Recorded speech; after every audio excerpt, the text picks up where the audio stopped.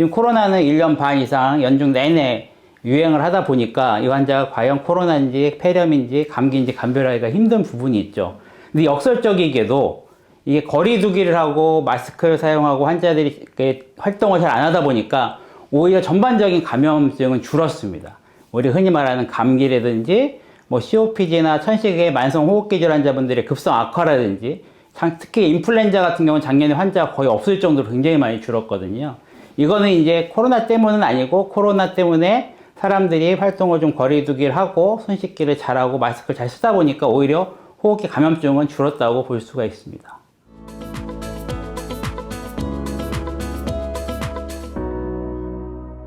우리가 이제 코로나 사태 이전부터도 독감 백신, 인플루엔자 백신은 이제 매년 맞아야 된다고 계속 홍보를 해왔고, 폐렴 구균 백신 같은 경우도 만성질환이라든지 고령에 있어서는 필수적으로 이제 맞으라고 홍보를 해왔지만, 실제적으로 그렇게 많이 호응이 없었던 게 사실인데요.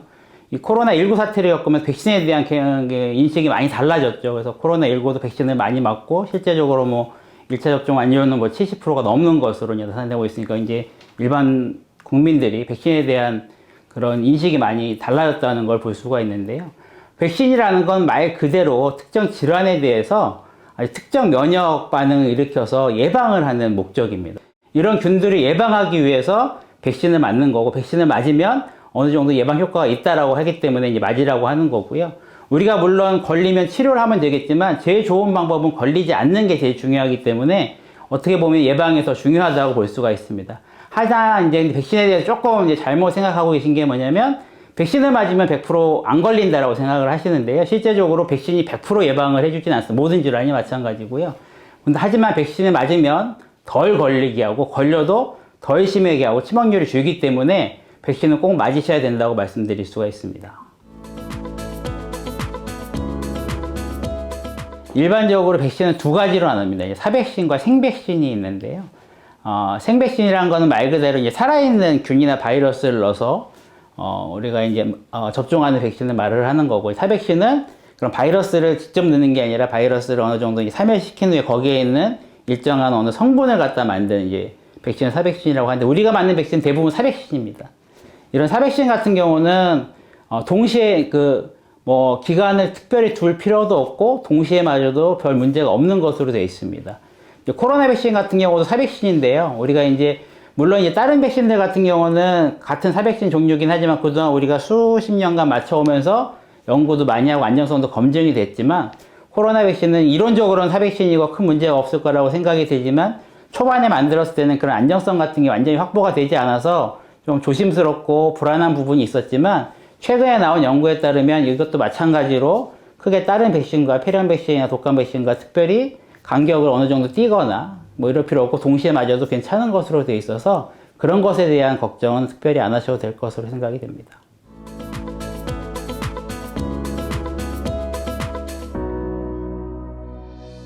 그래서 우리가 이제 백신이라는 게 어떤 질환의 특정 질환에 대한 백신이거든요. 그러니까 아까도 말씀드렸듯이 코로나19 백신이면 코로나19에 대한, 폐렴 구균 백신이면 폐렴 구균에 대한, 인플루엔자 백신 인플루엔자에 대한.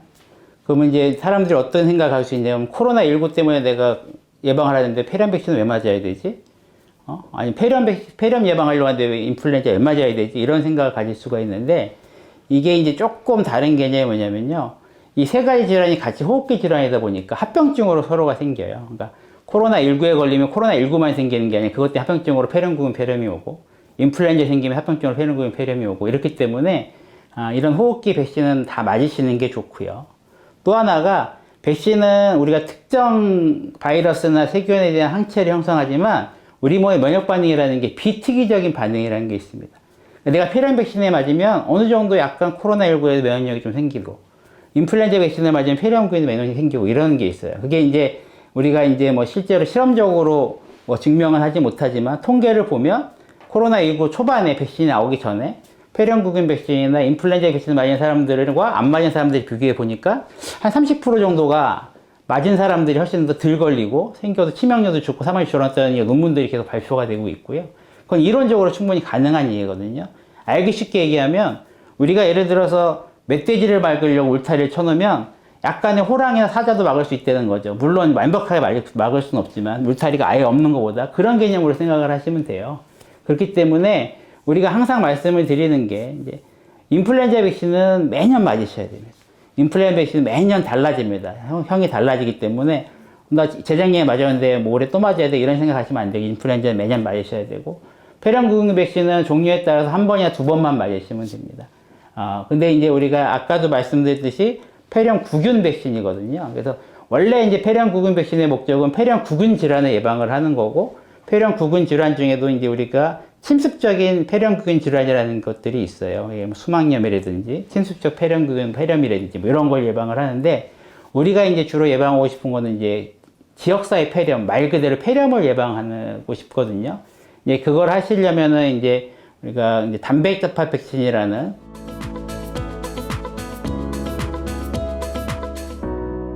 가장 큰 목적은 거리두기잖아요. 접촉을 많이 안 해야 되고 환자들이 가능하면 격리, 자가격리를 해서 많이 안 퍼뜨리는 게 목적인데 지금 우리나라 의료 시스템이 어떻게 됐냐면 코로나 아니면 예를 들어서 인플루엔자 진단이 되면 약국 가서 약을 받아 뭐 처방전을 주죠. 약국에 가서 처방전 받아서 약을 받아온단 말이에요. 환자가 그러면 그만큼 동선이 늘어나는 거거든요. 그래서 개인적인 생각은 이렇게 뭐 인플루엔자나 코로나처럼 물론 이제 먹는 치료제가 나왔을 때 얘기지만 이런 급성호흡 바이러스 질환자들은 만약에 진단이 되면 그 자리에서 약을 주고 빨리 집으로 가서 약을 먹고 집에 있어라 라고 하는 게 옳은 방역인 것 같아요.